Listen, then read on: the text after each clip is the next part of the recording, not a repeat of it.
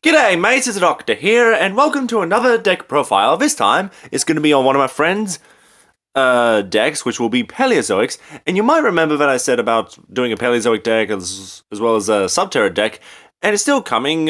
Just gonna find the right time, because I was gonna do it when we caught up last weekend, which you may have seen us doing that opening where I pulled the Diviner of Herald. But long story short, they wanted to leave and I was in top 8, so... Anyway, they let me borrow their Paleozoic deck, so we're going to be talking about it.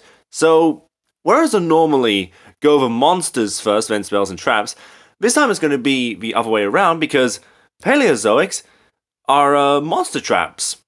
So what they all do is, if they're in the graveyard and a trap card is activated, then you can special summon them. They're treated as a level 2 Aqua monster with 1200 attack. And they also have their own effects as trap cards. So here we have Dynamiscus, which is probably the best one of the bunch. So you target a face-up card, discard a card, and banish it. And then we have Canadia, which is the Book of Moon for the deck. And you guys probably know that this is the most... no, it's not the most. Well, actually, it's the most popular Paleozoic card in Duel Links. Because a lot of people use this card, myself included. Then we have Paleozoic Pikaia. And this is like Elemental Hero Liquid Soldier, where discard a Paleozoic card and draw 2. And it does all the other stuff, like I said, where if it's in the graveyard, you can special summon it. But I don't think you can play, like, summon multiple from the graveyard. Like, for example, you have maybe 3, then activate a Paleozoic card, and you can special summon them boom, boom, boom, like that. I don't think that's how it works. It doesn't work in Duel Links, and I don't know, some rulings in Duel Links are a bit weird, but anyway, here's Paleozoic Hallucigenia. So this is like Shrink, where it halves the attack points of a monster. And Olenoids, this is the MST for the deck, so target spell or trap, destroy it. And I think this is the only Paleozoic card that hasn't been printed anywhere above a common rarity. Like, all the others have been printed as, like, supers, and I believe this is the only one that hasn't. Then there's Leancoilia. This is one of the weaker ones, where you just target a banished card, return it to the graveyard. It would be better if you can target the banished card and set it to a field, so you can activate Dynamiscus again, because when they leave the field, unless it's an Xyz material, then they're banished as soon as they leave the field as a monster card. Unless they're Xyz monsters, which is one of the benefits, how this is a Xyz-focused deck. But there are Link monsters too. And we also have Paleozoic Morella. So you can send a trap card from your deck to your graveyard, such as maybe Skill Successor, or Breakthrough Skill, or other trap cards that could be activated from the graveyard, like, what is it, Survival's End? Oh yeah, that's something else, that I think Paleozoics might be more of a engine deck rather than its own deck, you know? Like, Invokes, they don't work on their own, let's face it. But when you combine Invokes with, like, Shadows or Eldritch, then, yeah, they're very powerful in other decks, just not on their own, because, what, the only main deck monster is Alistair? So other trap cards are including Metaverse, so you can search for a field spell, and activate it to hand, but let's face it, you'll activate it most of the time. Terminal Tribute, you'll see why, and doesn't that look good as a secret rare? All the droplets of water, no, come on, focus please, thank you.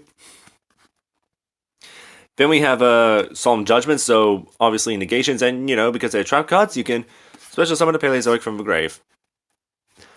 Fury of Kaishin, this is why I'm running Terminal Tribute, because this is a searcher for it, and you can also protect your monsters from being destroyed by card effects, such as Terminal Tribute. Then here's the field spell, and yes, this is a very old card. Like, look at the difference. Like, this one's much brighter, this one's more bold, and I've said it many times, but I just love the older rarities of Yu-Gi-Oh cards. Well, not rarities, printings. So all Aqua monsters, level 2 and lower, gain 1200 attack. In this case with Paleozoics, it's like doubling the attack points. So they'll be on 2400, so you could just have an army of 2400 attack. Of monsters with 2400 attack. Anyway, Card of Demise. This card was limited last year, I believe. And for good reason, draw cards until you have 3 in your hand. Also, your opponent takes no damage, doesn't matter. During the end phase and your entire hand of graveyard, that doesn't matter either, because with Paleozoics, you'll likely just set your field. And then this is where the deck gets odd, because the frog cards... Well, let's talk about them first. So, Rodent Totem, if this is in your graveyard, you can banish a frog monster and special summon this. The problem is there's not enough frog monsters in the game. I don't even know if Konami had plans for them or whatever. It's weird that it says you can banish a frog monster. Oh, they're an archetype? Kind of? It's very weird. Very weird. Probably the weirdest archetype in Yu-Gi-Oh! Just for how... Oh, I think there's a bit of dust under that sleeve. Alright. So, Swap Frog. So, again, it's an older printing, and with this card, discard a water monster, special summon it from the hand. Well, there's not many water monsters, but we'll get to some of the extra cards that are thinking that we could include in Paleozoics to make them work. But Swap Frog. Yep, select a level 2 water aqua monster in your deck and send it to a graveyard. Once per turn, you can return a monster you control like itself to the hand and normal summon another frog monster. And then we get to one of the most controversial cards, Dupe Frog, because Dupe Frog is notorious for, like, mistiming. And as it says here, when this card is sent from field to graveyard, you can add a frog monster to your hand. So it doesn't work if, say, if it's destroyed by battle and it's like Flame Wingman, where it does something when the monster is destroyed. Yeah, it's just weird. Or like destroy a monster and then you get to search a card or something, then you would miss timing. So it's something to do with the word if and when. In this case, Dupe Frog says when, and I think that's how you can differentiate from cards, I guess, like Dragunity Ackley's as well. But I think it does go off, it's used for link material. So that's the main deck. Now we have the extra deck. Actually, you know what? I'm just going to go over the other monster cards so we can talk about maybe implementing Paleozoics in like a Legendary Ocean or a Mermaid deck. So here we have Buzzsaw Shark. This is a pretty good card. I think it will come in handy later if there's ever a meta water deck in the future. So target a water monster you control, even itself. Special summon from your deck into this position a fish monster of the same level but with a different name. So this is going for like rank 4s, and it does work in that or to that capacity. You can also like go for a Silent Angler or Double Fin Shark. So Silent Angler, special summon from the hand. That's kind of like Dupe Frog. And Double Fin Shark, target a monster in your graveyard, like, well, it has to be a fish specifically, and special summon it, but, you know, there's plenty of fish out there already, and, yeah, it's like a different version of, Rodent Totem, sort of. And you have Aqua Spirit, so another monster that can special summon itself from a hand by banishing a water monster, and you have Bahamut Shark. So, if you haven't figured out already, with the extra deck, there are rank 2s like totally awesome, but Bahamut Shark will let you special summon that monster instantly, and that's why you want to go for level 4s. Again, what do you guys think of this? If we went for level 4 monsters in the main deck of Paleozoics, and you have Imperial Iron Maw, which prevents any player from banishing cards, so your Paleozoics would return to the graveyard as well. And then we have a White Howling. So if you control the water monsters, like a Paleozoic, then target a spell in your opponent's graveyard, and all their spell cards are negated for the turn. So yes, Bahamut Shark lets you special summon rank 3 or lower monster from the extra deck. But now we've come to the newest Paleozoic card, Cambrorastor. I always call it the Paleozoic Link because I have no idea if I'm saying that correctly. Cambrorastor. So, the problem with this Link monster is that it requires 2 Paleozoics specifically. And that's an issue because you have to set your Paleozoic monsters first before summoning them, and then you have to, of course, activate the trap cards. And it's like one at a time, so it's slow and probably why it's a common, but it would have been so much better if this was just water monsters, because it could work with the frogs, it could work with the fish. And also, you have to target a set Paleozoic trap card, and then set another one directly from the deck. And it's just awkward. I was excited that, oh, we're getting a new Paleozoic card, and it's a Link Monster of all things. But, yeah. We also have Paleozoic Opabina, so this card is another searcher, and it also lets you play trap cards from the hand. So, yeah, it's like a different version of Camberester. Very weird. Like, probably why, like, Camberester was, like, wasted potential, unfortunately. Then we have Paleozoic Lacaris, so this has a quick effect. Sorry, I thought I heard something.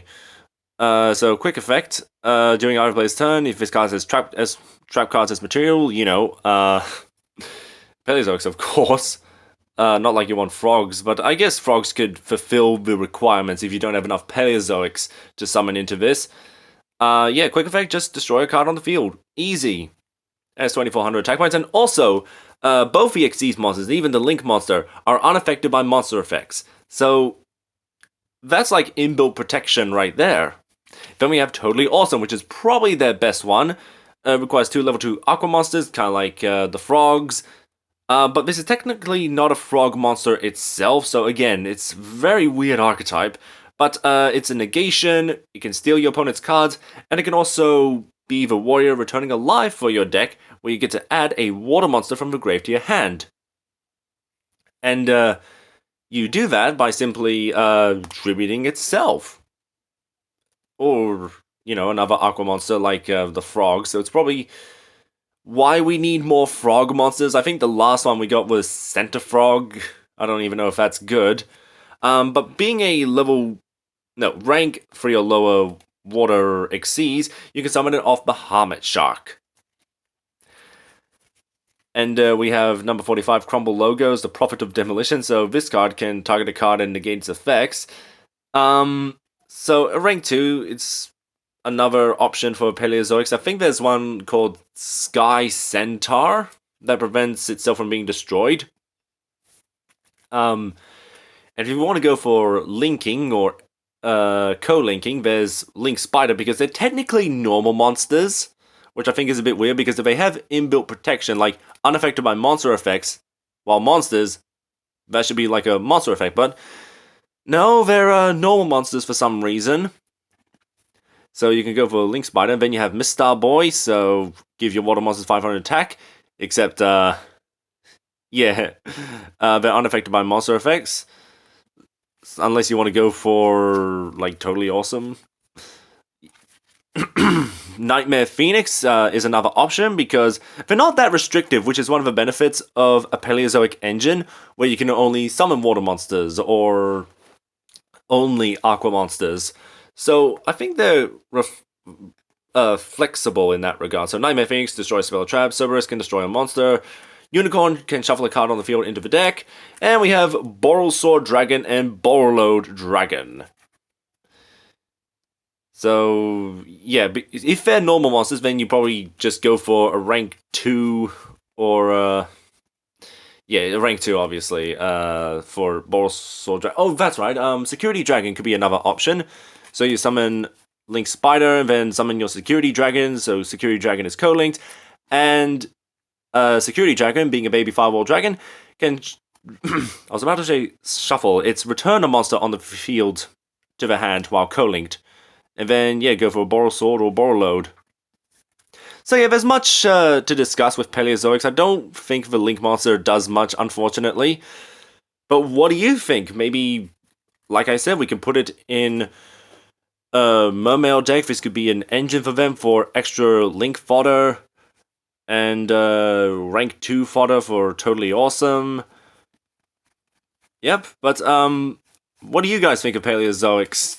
What cards do you think could be implemented? There is one card that's not in here, which is, I think it's Allanoids, where target a monster on the field, it gains 500 attack. Absolutely pathetic.